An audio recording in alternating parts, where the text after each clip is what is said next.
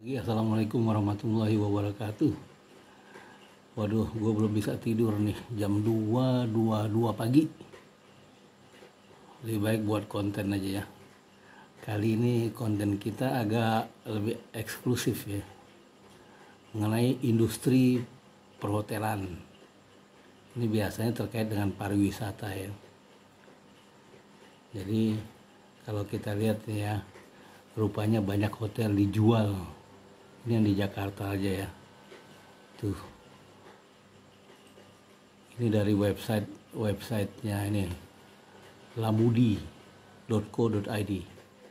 Ya, kita lihat ini ya. Tuh. Hotel dijual 300 miliar. Mangga Besar. Nego. Luas tanah berapa ini? Sekitar 12.162 meter persegi atau 1,2 hektar. Cukup luas tanahnya ya. Jadi harganya 300 miliar. Cukup murah rumpanya.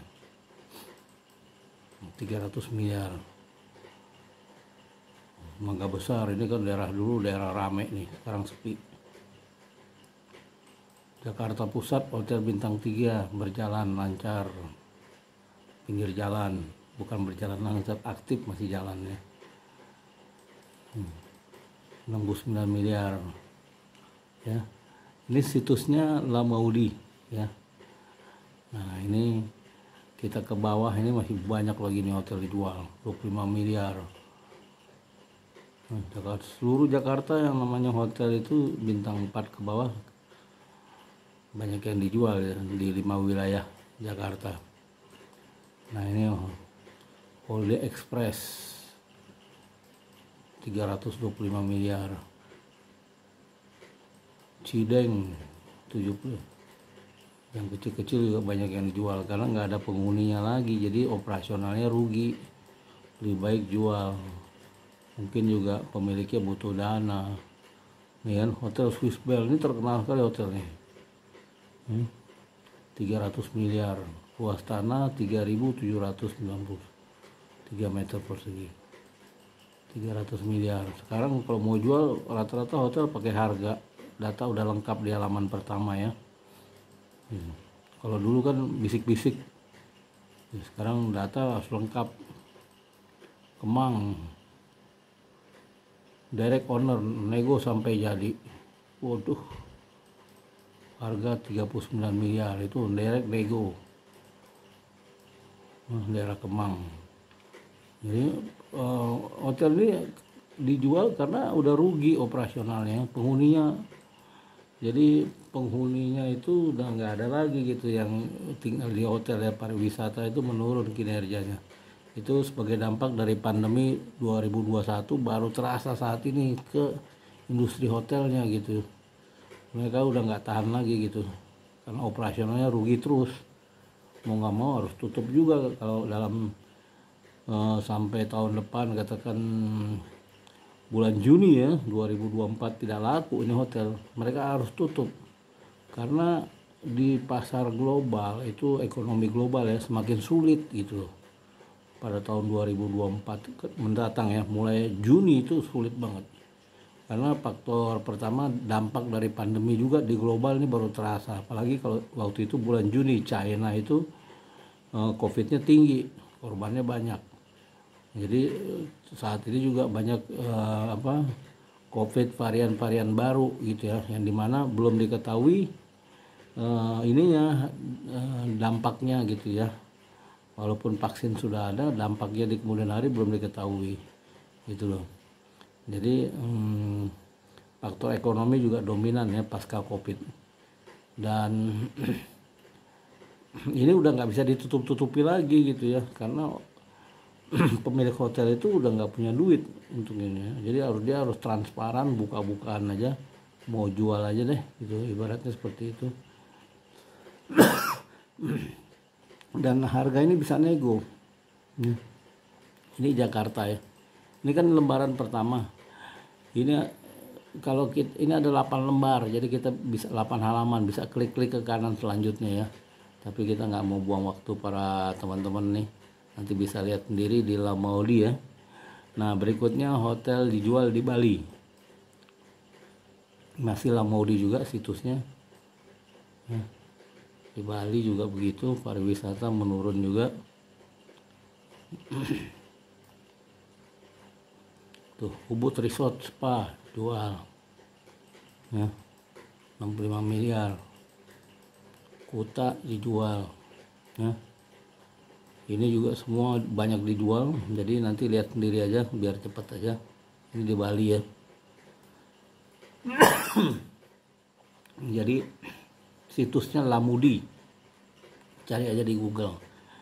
Nah, bagaimana dengan di luar atau di Singapura yang katanya pusat turisme? Itu juga tetap dijualnya sorry batuk ya. Nah, banyak yang dijual juga. Jadi hotel-hotel bintang 2, bintang 3 di Singapura dijual. Ini kalau kita lihat cari di Google, ada beberapa situs yang menawarkan hotel dijual ya di Singapura. Singapura itu dan Bangkok terkenal dengan pariwisatanya ya.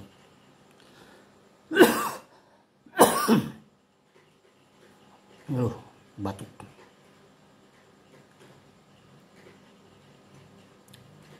Dan terpaksa ini pada jual juga. Karena turis dari Bangkok itu udah berkurang ke Singapura. Begitu pula turis China.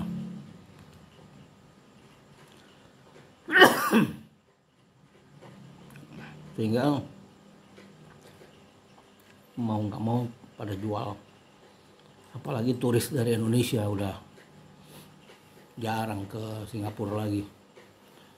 Karena di Indonesia sendiri atau Jakarta, Surabaya itu mengalami masalah ekonominya juga.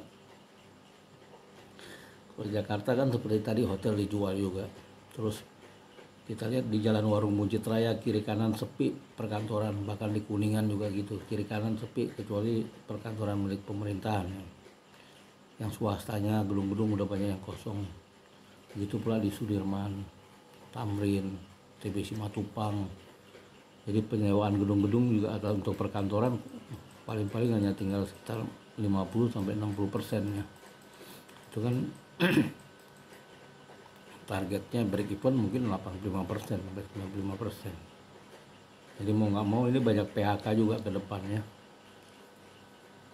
Jadi harus siap-siap lah kawan-kawan yang bekerja di perhotelan atau industri pariwisata. Karena kondisi ekonomi global juga lagi parah, jadi dampak dari kenaikan tingkat suku bunga di Amerika. Ini trennya akan naik terus ya.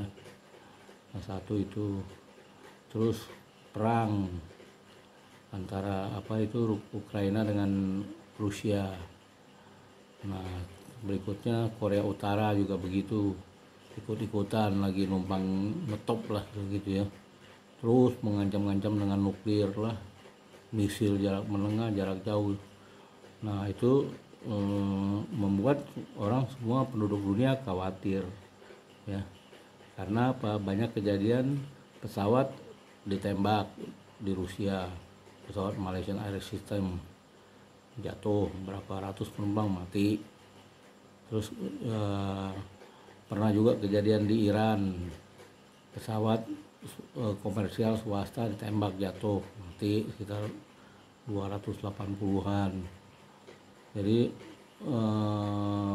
banyak kasus-kasus di mana ada konflik itu pesawat sipil beresiko ya, beresiko tinggi walaupun mereka udah terbang cukup tinggi dan jauh dari situasi perang gitu ya.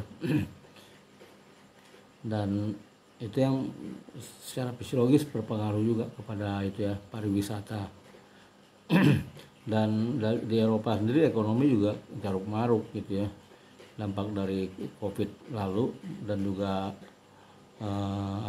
tingginya harga itu gas dan BBM pada tahun lalu. Jadi kalau mereka orang-orang Eropa itu biasanya datang ke Asia itu terbangnya aja sekitar 14 jam sampai 17 jam. Dia mampir ke Australia, atau ke Singapura, baru lanjut, atau dari Eropa ke Amerika dulu baru ke Tokyo gitu ya. Dan itu perjalanan yang jarak jauh itu sungguh membosankan. Wah, dan juga belum adanya turbulensi ada gitu ya, sehingga nanti itu baru perginya, pulangnya begitu juga. Nah itu makanya di Eropa itu orang-orang Eropa mulai mengurangi perjalanan jarak jauh gitu ya ke Asia. Nah, mereka lebih hemat, dan juga dia lebih utamakan berpariwisata ya ke sekitar Eropa juga gitu ya, dari Inggris katakan ke Spanyol atau ke Prancis atau ke Swiss, begitu pula dari Jerman ke Swiss, ke Prancis atau ke Spanyol pada saat musim-musim liburan gitu. Jadi umumnya juga yang datang ke Indonesia juga itu juga bukan turis yang banyak duit ya. Kalau dari Eropa itu petualang semua gitu, mahasiswa lah atau juga sekeluarga, tapi juga mereka ini juga ya dananya terbatas gitu, karena biaya travel untuk dari Eropa ke Asia itu minimum satu keluarga butuh 20.000 US dollar gitu. Nah di sana mereka lebih hati-hati sekarang ini ya, menjaga kehidupannya ya, karena khawatirnya perang itu gitu, dan keadaan ekonomi yang masih carut marut gitu ya. Jadi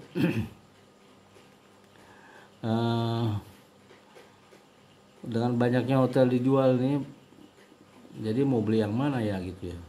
Ini baru Singapura dengan Bali dan Jakarta, belum di Bangkok, Filipina, Australia. Jadi kalau kita sebagai yang banyak duit mau milih hotel di mana nih gitu, biasanya orang lebih prefer Singapura karena biasanya turis lebih banyak di Singapura. Nah atau di Bali. Hotel kan itu terkait dengan pariwisata gitu ya. Jadi kalau pariwisatanya lumpuh, ya ekonomi di Eropa lumpuh, di Amerika juga lumpuh. Jadi siapa yang mau travel gitu, mau dibuat skenario strategi macam apapun, sulit mengajak mereka untuk traveling gitu ya, karena ada perang gitu. Itu yang mereka khawatir kalau travel jarak jauh gitu ya. Itu sangat mengkhawatirkan kondisinya di udara gitu, karena kejadiannya sudah banyak gitu. Itu yang biasanya orang bule seperti itu, selalu sensitif sekali terhadap resiko gitu ya. Jadi mereka lebih baik mencegah gitu. Selain faktor ekonomi mereka juga masing-masing gitu ya, arah di Eropa itu perekonomian rakyatnya ya. Makanya kalau kita lihat di Eropa, indikatornya bukan hanya indikator ekonomi, tapi indikator sosial masyarakat itu yang paling penting. Jadi kalau banyak micat, nah kalau kita buka micat banyak banget itu anggotanya di sekitar hotel ya, itu mengindikasikan perekonomian babak belur gitu ya.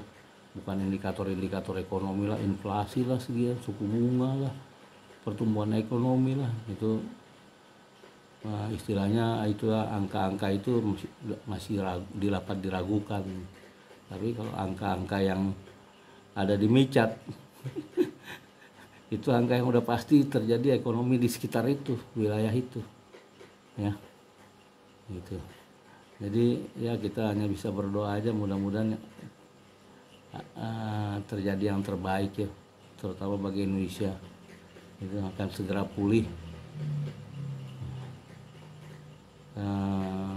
Dan mudah-mudahan juga tidak ada PHK massal lagi nih di perhotelan, karena ini kan saling kait-mengkait ya. Waktu pandemi itu hampir penerbangan banyak yang dikurangi ya gitu ya, sehingga seperti Singapore Airlines itu tambah modal lagi sekitar miliaran US dollar gitu, dan operasional pesawat secara global itu dikurangi. Kalau nggak salah itu hampir 5 miliar US dollar itu pemerintah menambahkan modal lagi ke Singapore Airlines. Begitu pula Thai Airlines, Filipina Airlines, Garuda apalagi babak belur itu, utangnya banyak banget. Udah jatuh tempo, udah diperpanjang lagi begitu ya. lagi mungkin udah selesai negosiasinya Garuda itu. Jadi kalau pemerintahnya menambah uang kepada perusahaan BUMN, berarti ya bebannya ada di rakyat lagi, ya. Pajak naik, subsidi dikurangi, begitu caranya. Jadi BUMN yang rugi jor-joran pada saat jaya, setelah krisis rugi, nah rakyat yang tanggung jawab ya. Nggak enak jadi rakyat, nggak ikut menikmati tapi tanggung jawab. Pajak naik, subsidi dikurangi, apalagi itu pokoknya untuk melindungi ya APBN gitu ya. Oke, begitu aja, terima kasih, selamat pagi.